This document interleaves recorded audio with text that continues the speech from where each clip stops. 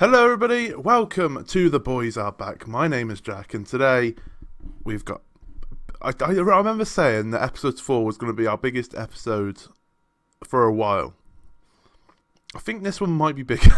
Episode 5 might be bigger. We have got Real Madrid in the group stages of the Champions League and the team that's dominated Scotland over the past few years, Hibernian. They're not doing too well, they're 5th. As you can see, we are top of the league at the moment. We'll go through the schedule. Where did we get up to? We skipped the whole of September, didn't we? We played Aberdeen, where we won 2-0. Once again, a very professional performance. Alex Rogers and Jones getting 2 very late goals there. It was just a case of we kept them peppering and we finally got the goal, and then that made them have to come out a bit more, be a bit more expressive, and that led us to score the second goal. We lost 2-0 to St Mirren, which is a bit crap.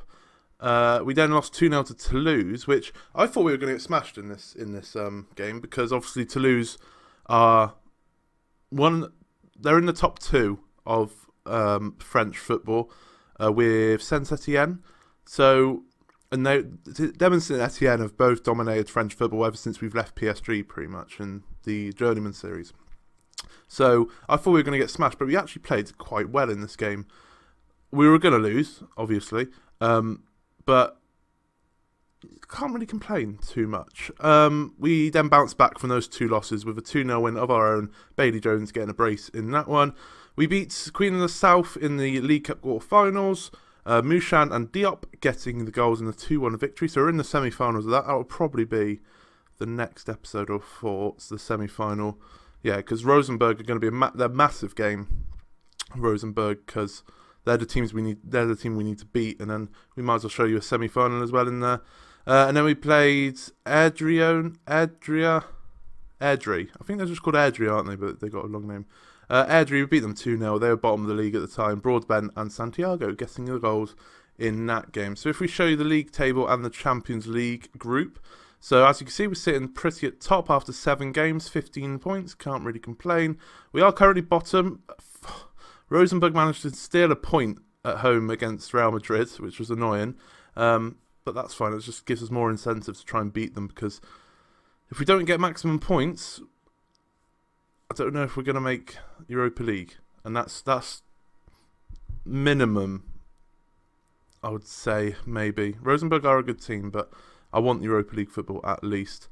And as you can see, semi-final against Aberdeen in the next round of the Scottish Communities League Cup. So this is the FA Cup, I assume, of Scottish football. It's just a Carabao Cup, isn't it?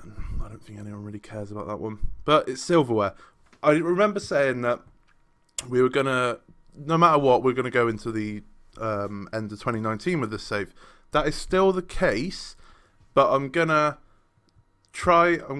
want to win every single bit of silverware possible. But let's concentrate on today's games, shall we? First up, we have got Real Madrid, like I said. We're going to go with the counter formation. Obviously, we don't want to go all out when we're at the Bernabeu. I'm not expecting much from this game, so we might as well just see what we do, because we went with this formation against Toulouse, and like I said, we played all right. We still lost, but we played all right. Regis in goal, Monero, Sinclair and Francisco at the back, with King and Santiago on the wing backs, Quada and Trebotic in the middle, Renewed, Altamirano and Jones up top. Jones doing what I expect now. He's already got 8 goals in the in all competitions, so 7 games in the league. There's been a few cup games, a few Champions League. He's not doing all right. I think at the moment, overall, he's probably, if I had to guess, around 1 and 2, a 1 and 2 man, which I can't complain at whatsoever. If we can bang in a goal today, I'll be more than happy. But if Rosenborg can get a point against Real Madrid, why can't we? Why can't we get a point? We're not going to get a point. We're not going to get a point whatsoever. We just have to hope that Toulouse beats Rosenborg, because if Rosenborg keep on picking up draws here and there, that just puts more pressure on us to beat them. Because if they pick up draws and then we Real Madrid could win that, as if they keep on picking up draws and then they get a result against us, just say goodbye. Just say goodbye to Champions League Europa League, anything. Oh dear. Poor header from there. Regis didn't really cover himself in glory either. And Real Madrid have gone 1-0 up in the Santiago Bernabeu. Big lump up top. Jones is going to chase after it. Can't quite get there. Got a guy called Griffiths in goal. I wonder if he's an Englishman. I assume he is. But it looks like Real Madrid are going to be on a counter-attack here. Toulouse are winning, which is good. Ferreira whips it in and it's just bounced off Santiago. So he gifted them 2 goals, really. First goal was defensive mistakes. Poor header, poor goalkeeper. And second goal was an own goal. It wasn't even that good of a cross, was it? Once again, poor keeping. He could have saved that. So we're not going to win the game. But that's annoying. I want to show some passion because we know that Real Madrid are going to score against us. Just don't gift them goals like we have. Meh. Toulouse have gone 2-0 up though, which is fantastic because we need to beat Rosenborg. I don't know if we're home or away in the next episode, won't it? In the first game against them. But if we're at home, hopefully we can put a few goals. Like I said, I don't even know how good Rosenborg are in present day in real life in 2019. But in game, they're completely dominating the Norwegian league, and so I assume they're a good side. And I know Norwegian league isn't particularly a strong league, if you will, but I don't know how it compares to Scottish league, if you get what I mean. So I'm not too sure how I feel about that as we go 3-0 down. There's not even much point going for the positive at the moment. I was hoping get to the hour mark, stick to 2-0. We could go positive, be a bit more expressive. If we then lose 3-4-0, that's fine. But seeing as we're already 3-0 down, there isn't much point going positive. We've had a few shots, but as expected, they've dominated us, haven't they? That's a poor free kick, and we could be on a counter-attack here. Bailey Jones is on the boys. Got players storming forward. Lovely ball to Kawada, who has a shot, and he's hit the post. Unlucky from Kawada there. If we'd got a goal at the Bernabeu, I would have been absolutely buzzing. Renewed tries to find Jones, and is cleared away. Oh, it's unlucky, isn't it? 70th minute now. We're going to make some substitutions. Let's just take off the players that aren't particularly... I want to keep Alta Monero on. Diop can come on, and Broadbent can come on for Bailey Jones. I think just to give him his little trip to Madrid worth it by giving him a run of games. I've been playing Broadbent a lot because obviously he's our second string striker and he wanted to play some more games. He's pretty crap, if I'm honest. He's not that good. He scored the 1 goal against against Airdrie, wasn't it? Who were bottom of the league, like I said. So yeah, I don't know what we're going to be doing in January in terms of... I don't know whether... Because I think we got about £15 million to spend. And I'm not too sure whether to go for players. I've scouted a ton of players. The game's finished 4-0, by the way. I've scouted a ton of players who will have 6 months left of their contract in January. I'm just going to say I'm far from pleased. Can't really say unlucky when it's 4-0. It's not unlucky, is it? Yeah, we've scouted a load of players, like over 100 players who have their contract running out in the summer. So I don't know whether to concentrate on that and get players in on a free, or try and spend the money for January. I guess it all depends on where we are in the league come January, because if we're sailing at the top, we don't really need to change things up in a way, I guess. And I do want to kind of plan for the future, get some good young players. If we can scoop up some young players on free transfers who are really good and they can jump in the first team, like 3-star players with 5-star potential, it's going to be a long shot, but if we can pick up a few of those players, I'm going to gobble those up on a free. Who are you? I've given you plenty of first team action, mate. You've played more than the first team keeper, haven't you? 3 games less than the first team keeper. That's not bad, mate. That really isn't bad. What do you want me to do? Yeah, in that case, just go. I know you're Celtic through and through, but that's fine. If you're gonna moan, you're gonna moan. He's on the transfer list now. We've had the transfer request.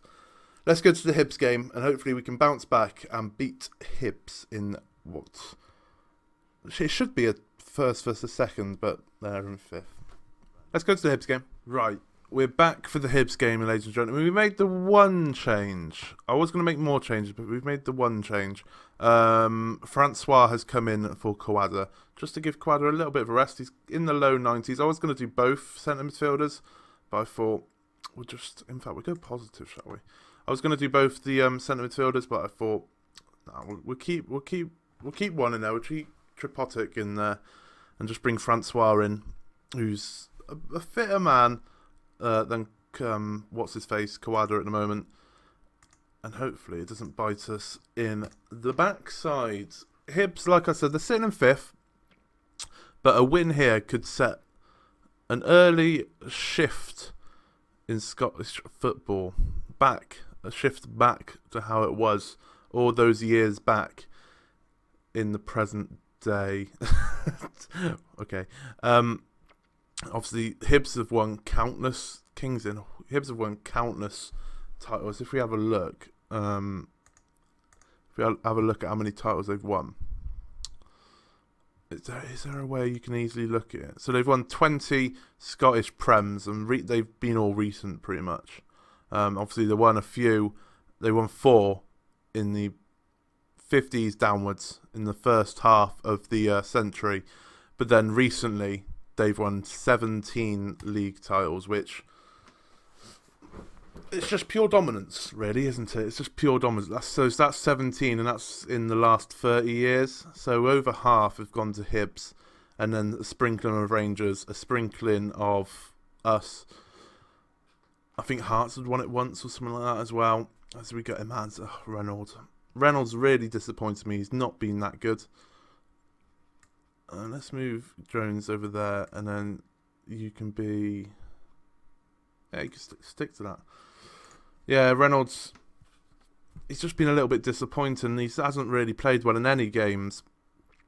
So, maybe I should be signing players in January and stick to the 6-month transfers contract thing to a minimum. I'm not too sure, because there are some players like obviously Harron now, Broadbent, renewed, they just don't cut it for me, which is unfortunate, but you need to make the tough decisions, don't you? As a new manager, we've already made 1 or 2 tough decisions. Well, they weren't tough, but they upset a few players, if you will. We've getting rid of team leaders who were wingers and they weren't going to get in the team, and they've hit the post. And maybe January's somewhere where we have to make some more decisions. Like I said, I think it all depends on where we are in the league. Because if we're cruising at the top, say like 4 points clear, clearly we're doing something right. I just calmly say we're not doing too badly. We're clearly doing something right. So is there much point bringing someone in when we could sign for the future kind of thing? I'm not too sure. Hibs are all over us. As expected, we are down to 10 men, but I don't know how both teams really compare in terms of quality. Obviously, as they are dominant in Scottish football at the moment, are they actually a better quality than Celtic, or is it like level, but they've just got a bit lucky every year, if you will? I know you can't be lucky all the time, but maybe they have. I'm not too sure. But maybe with the additions we've made, maybe we've closed the gap or gone past them. I'm not too sure. As once again, that's lucky there that they messed it up, but we're gifting teams chances. Real Madrid, we gifted them the first 2 goals and that killed off the game. We've gifted Hibs by getting a man sent off early on in the 8th minute, and now that's just happened where we nearly gifted them a goal. So something's clearly not right as they go 1-up. Sahib with a goal. So, see, I don't know how you can compare this game, because we've had 10 men since the 8th minute. So, just like the Real Madrid game, the game was kind of gone already. We conceded 2 goals in quick succession around the 20th minute mark against Real Madrid, and that killed the game off there and then, really. And in this game, get a man sent off, that means more players have to work harder, especially in the 8th minute. That's over 80 minutes where players are, and then headers like that. It's just, once again, we've conceded 2 quick goals. And once again, there was no one in the box there. Hibs had no one in the box. So there was no need to head it. But it's been headed, and once again, we've conceded a goal from it.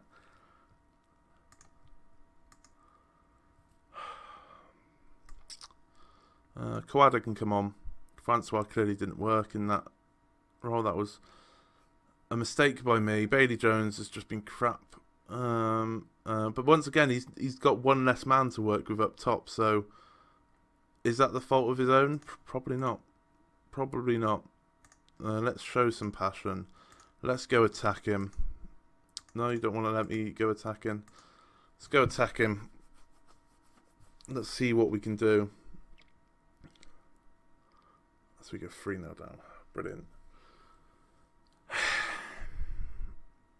I knew we were going to lose against Real Madrid. I thought we would get a win. The man on the post just stood there. It literally hit the post, and he's just there like, that's nice. Absolute joke. Absolute joke.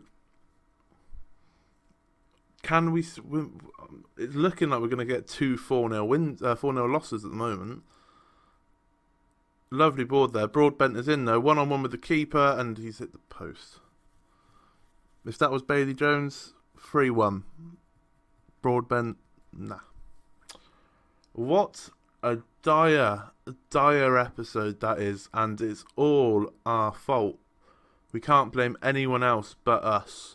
Real Madrid gifted them 2 goals straight away, killing the game off inside 20 minutes. In this game, Renewed's getting himself sent off after 8 minutes in a position where he shouldn't be. He was at the left wing back spot, and he's a cam. I'm going to go aggressive. I'm not happy. I'm going to fine Renewed 2 weeks' wages, I think, because it's just unacceptable to be sent off in the 8th minute. It really is. Luckily, we got a bit of an international break, and that can get the players thinking in their heads, like, what went wrong? What went wrong there? I don't really know what to do now, though. I don't know who McLaren is, but he's close to triggering a contract. I'm going to fine him 2 weeks' wages. I don't even care. He's accepted it. That's even worse that he's accepted it. He knew he did wrong. What a crap episode. What a crap episode. Thankfully, Rosenborg lost in their game in the Champions League, so we got that to look forward to. But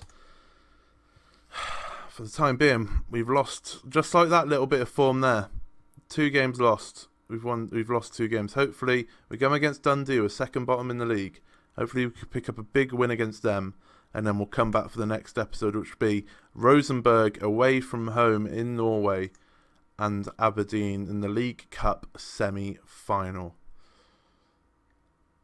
Which, the League Cup I'm not too fussed about, but Rosenborg is a must-win game. Will we be going into that with a big victory against Dundee, or will it be another loss against Dundee? We will find out on Monday.